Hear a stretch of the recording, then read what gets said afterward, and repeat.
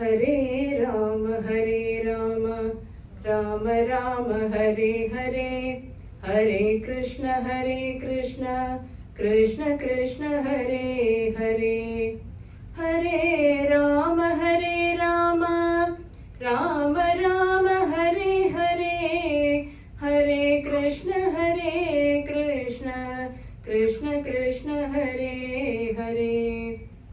Kaliyaiyum sundarakaram sadaika priyadarsanam ajnana nashakam devam sadgurum muralidharam murali mandita karakamalam munijana mohanam vyatyasta padam vanamala dharinam prema bhakta mandala nitya kirtitam shri premika varadam ashrayeham nama sankirtanam yasya sarva papa pranashanam pranamo dukkha shamanah tam namami harim param buddhir balam yasho dhairyam nirbhayatvam arogata ajatyam vakpadatvam cha harumat smaranat bhavet.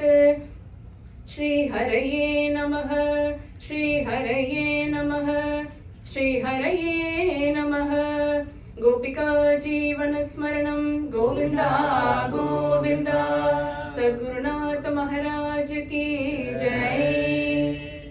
Radhe Radhe. By the divine grace of our Madhuri Sakhi Sameta Shri Premika Vardhan Thakurji and by the blessings of our Guruji, His Holiness Maharanyam Shri Shri Muralidhara Swamiji, I am very blessed to be talking about the benefits of chanting the Maha Mantra in this Kali Yuga. And this has been beautifully written by our Guru Maharaj in a beautiful kirtan called the Maha Mantra Kirtan, Kaliyaiyum Bali Kollum. And today I'll be covering the verse 10, Padidum Bhaktarayum, Padidum Talatayum, Pavanamakidum, Kirtanam Padire. Let us all sing this verse once before we dive into the meaning. Padidum Bhaktarayum, Padidum Talatayum, Pavanamakidum, Kirtanam Padire, Hare Rama, Rama Rama, Hare Hare, Hare Krishna, Krishna Krishna, Hare Hare. When it comes to the fruit of chanting the divine name, Bhagavan's Nama does not merely fulfill this world needs, but it also blesses us with the highest spiritual wealth that we take with us wherever we go in this life and beyond. And today we will cover the verse 10, where Swamiji mentions that the one who sings the divine name is purified, and the place where this Bhagavan Nama is chanted is also sanctified. And if you see in this Mahamantra Kirtan, our Guruji, in every verse, he will say Kirtanam Padire, and this is just not like a mere repetition, but it is a constant reminder that it is our Bhagavata Dharma and it is our supreme duty of chanting the divine name in this Kali Yuga. Chanting the divine name is like a meditation, and Sri Bodhindra Swamigal gives a very beautiful interpretation for this meditation or dhyana. He explains that the dhyana referred here is not something that we just perform by closing our eyes. It's rather done with our ears by listening to Krishna Nama and with our tongue joyfully chanting the divine name of Bhagavan. And that is why our Guruji says, Kirtanam Padire, let us all come together, sing this Bhagavan Nama, sing this divine name of Bhagavan. And all of the Puranas proclaim that chanting the Bhagavan Nama or Hari even once is equivalent to taking countless baths in the holy rivers of Ganga, Yamuna and Saraswati. The Garuda Purana declares that in a sloka, Ganga snana sahasreshu pushkara snana kotishu yat papam vilayam yati smrite nashyati tatharo.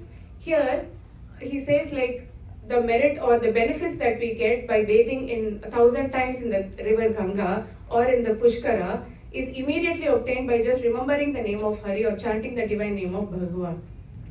So that is why Swamiji says, Padidum Bhaktarayum Pavanamakidum. So when a singer or when a person chants the divine name, that person is purified. And when we say purification, what exactly does it mean?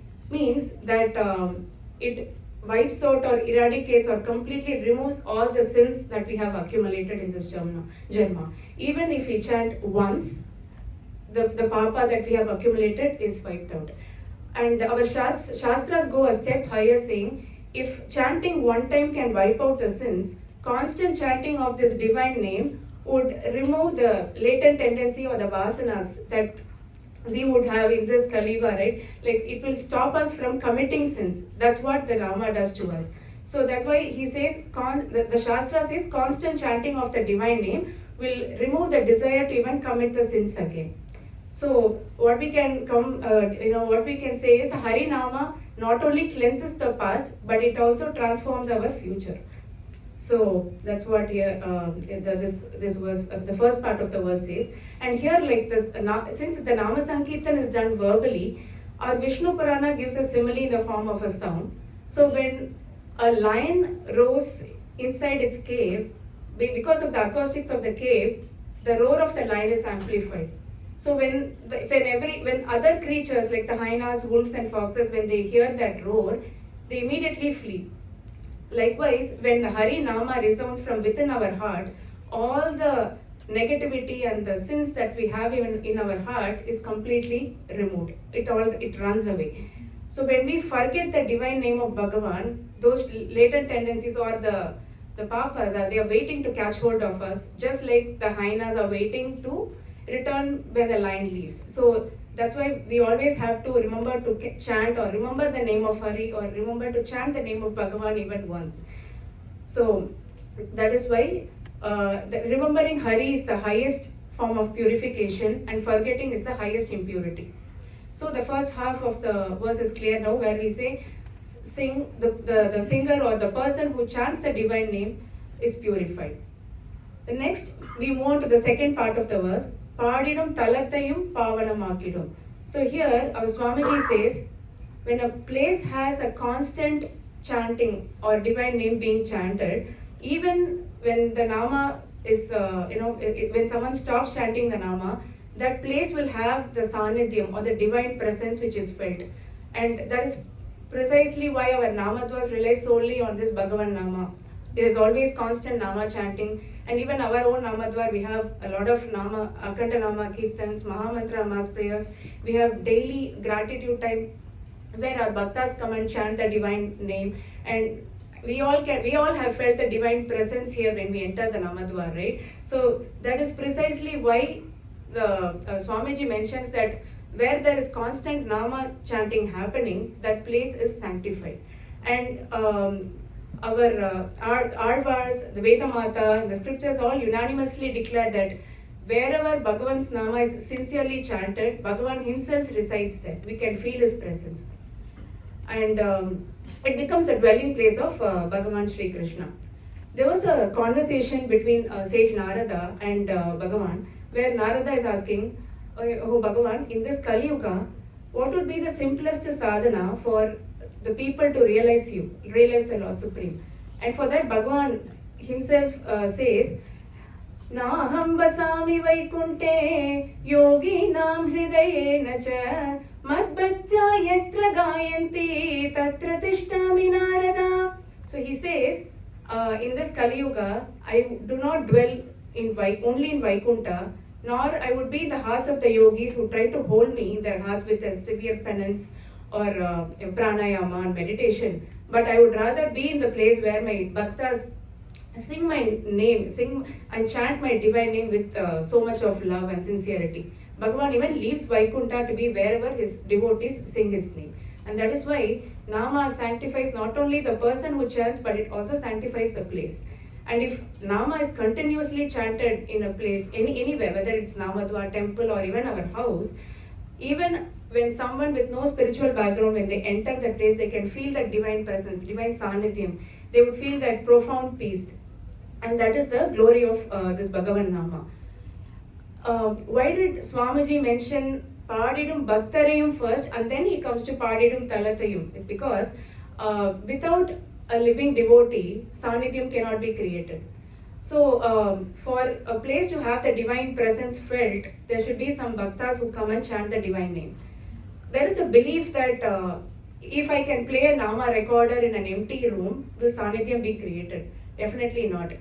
This recorder, or wherever, even at home we have the Nama playing, right? It is a constant reminder for us to chant the divine name of Bhagavan, but it can never be a replacement to a living person who comes and chants the divine name. Even if it's going to be one bhakta who comes and chants. So that is why Swamiji puts in Paadidum Bhaktarayum, and then he comes to Paadidum Pattatalatayum. So that's a very beautiful explanation that was given by Ramuji in the Pravachan. And now I would like to share Swamiji's experience, which was shared by Ramona. It was already been published in the Madhura Murali, so I'm sharing this with you. There is an ashram in Thiruvananthapuram near the Padmanabha Swami temple.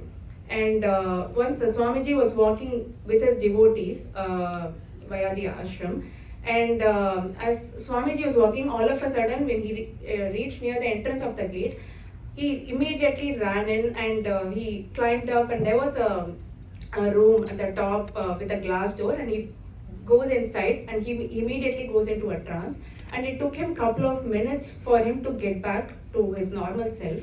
And after he was normal, he tells to his disciples that this place has incredible Sanidhyam. This is exactly the place like where our Thakurji is, and he's asking them to go and find out what really happened here. And then we come to know that this place had uninterrupted Nama chanting happening for over a decade. That was initiated by a great Mahatma, and who was running that ashram.